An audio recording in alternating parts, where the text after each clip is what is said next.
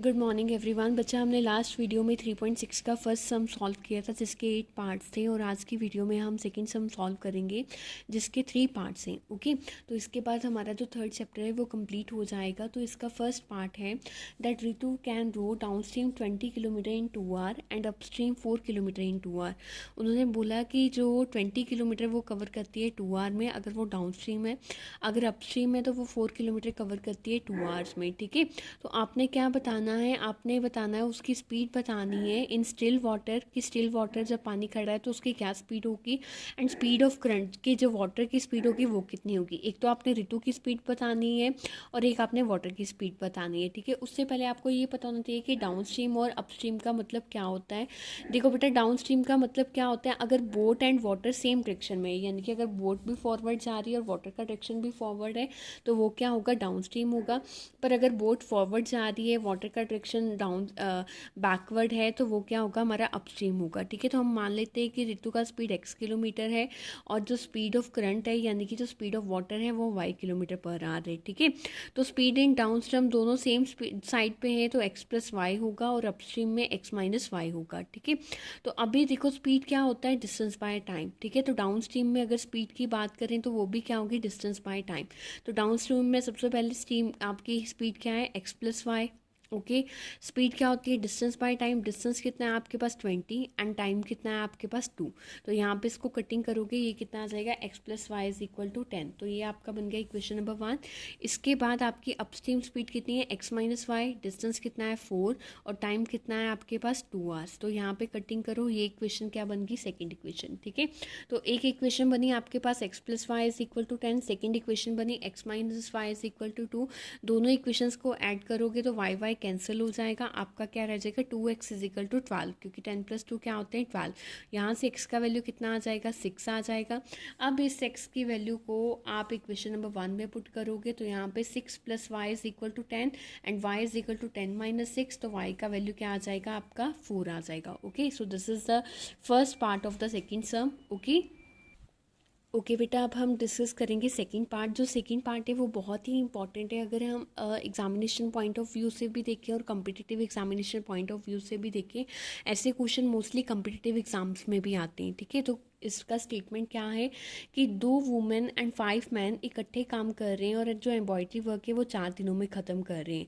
और second condition दी है कि 3 वुमेन और 6 मैन 3 दिन में इसको ख़त्म कर रहे हैं। ठीक है, तो आपने क्या निकालना है, एक वुमेन और एक मैन इसको अकेले कितने दिन में ख़त्म करेंगे। ठीक है, तो आप मान लो नंबर ऑफ डेज वुमेन के x है, नंबर ऑफ डेज मैन के y है। ठीक है, एक दिन में एक वुमेन 1/x वर्क करती है तो मैन भी क्या करेगा, 1/y वर्क करेगा। ठीक है, तो अब हमने क्या निकालना है कि वो कितने दिन में कंप्लीट करते हैं। तो सबसे पहले हम कंडीशन के अकॉर्डिंग लगाते हैं। ठीक है, तो 2 वुमेन यानी कि 2/x, 1 वुमेन 1 मैन 5 मैन यानी कि 5/y कितने दिनों में, 4 दिनों में यानी कि 1/4। ओके, इसी तरह से 3 women 3/x, 6 man 6/y is equal to 1/3।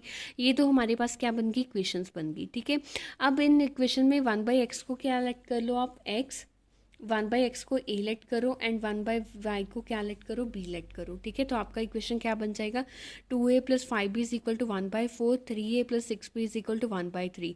और ये 4 और ये 3 इसको आप लेफ्ट साइड पे मल्टीप्लाई करोगे।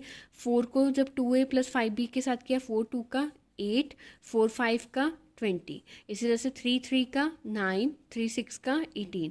तो अभी हमारे पास दो इक्वेशंस क्या है, 8a plus 20b is equal to 1, 9a plus 18b is equal to 1। ठीक है, तो ये जो 1 1 राइट हैंड साइड पे, मैं इसको लेफ्ट हैंड साइड पे सॉल्व ले जाऊंगी क्योंकि मैंने इसको क्रॉस मल्टीप्लिकेशन मैथड से करना है। ठीक है, उसके बाद हमने क्रॉस मल्टीप्लिकेशन मैथड का फॉर्मूला लगाया, that is a divided by b1 c2 minus c1 b2, b divided by c1 a2 minus c2 a1 and 1 divided by a1 b2 minus a2 b1। ठीक है, तो यहाँ पे b1 a1 क्या है हमारा 8 है, b1 कितना है 20 है, c1 कितना है -1, a2 कितना है 9, b2 कितना है 18 एंड c2 कितना है -1। ठीक है, यहाँ पे वैल्यूज पुट करोगे, वैल्यूज पुट करके उसको सॉल्व करोगे। तो जब आप सॉल्व करोगे आपकी a की वैल्यू कितनी आएगी, -2, b का वैल्यू आएगा नीचे -1 एंड 1 का वैल्यू कितना आएगा 36 आएगा, -36। ठीक है, तो अब क्या करोगे, हम वेरिएबल को किसके साथ कंपेयर करेंगे, कांस्टेंट के साथ, ठीक है। तो -2 को 1 - 36 के साथ किया, क्रॉस मल्टीप्लाई किया, तो a का वैल्यू यहाँ पे कितना आ जाएगा 1/18, क्योंकि जो माइनस माइनस है वो कट हो जाएगा।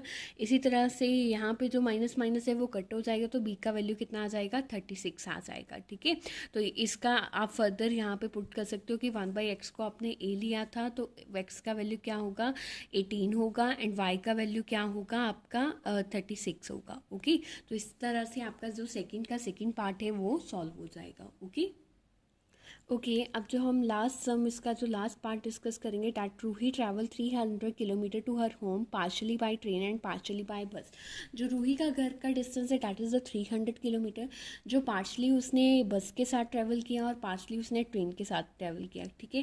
कहते अगर वो 4 घंटे ट्रैवल कर, अगर 4 घंटे लगते हैं उसको, अगर वो 60 किलोमीटर ट्रेन के साथ कवर करे और बाकी का बस के साथ करे, और अगर कहते हैं कि वो 100 किलोमीटर ट्रेन के साथ कवर करे और बाकी का बस के साथ करे, तो उसे 10 मिनट ज़्यादा और लगेंगे। तो आपने क्या निकालनी है, स्पीड ऑफ ट्रेन और स्पीड ऑफ बस। तो आप मान लो कि जो स्पीड ऑफ ट्रेन है वो आपके पास क्या है x किलोमीटर है, स्पीड ऑफ बस कितनी है y किलोमीटर है, ठीक है।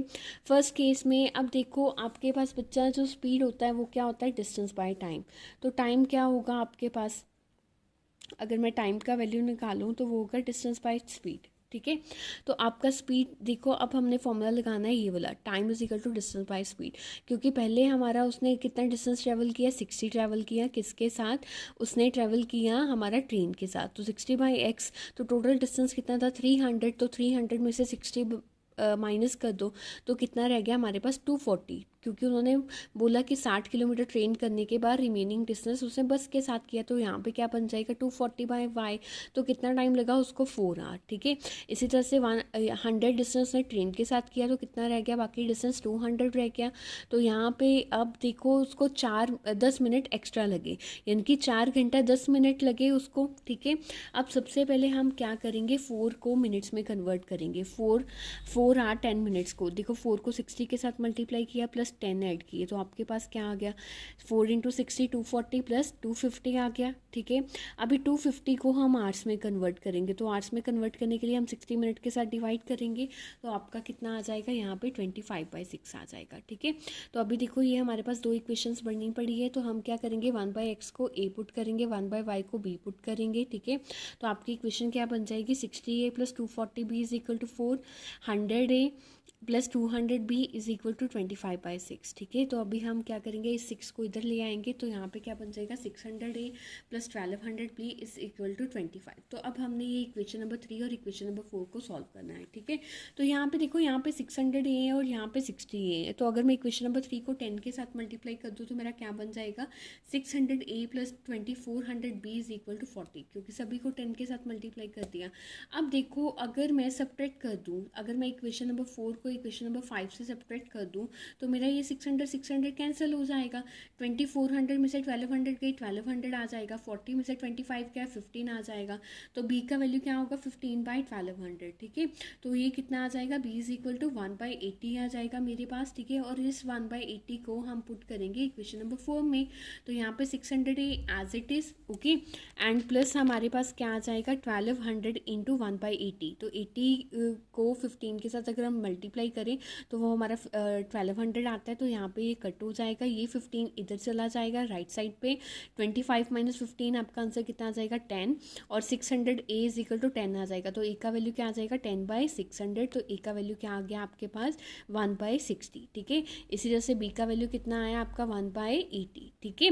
तो ये आपके पास a और b का वैल्यू आ गया, इट मीन्स x का वैल्यू क्या होगा 60 होगा और b का वैल्यू क्या होगा, y का वैल्यू क्या होगा 80 होगा, ओके। तो ये आपके सेकंड सम के 3 पार्ट्स थे, ओके। इसके बाद जो आपका एक्सरसाइज 3.6 है डैट इज कंप्लीट, ओके।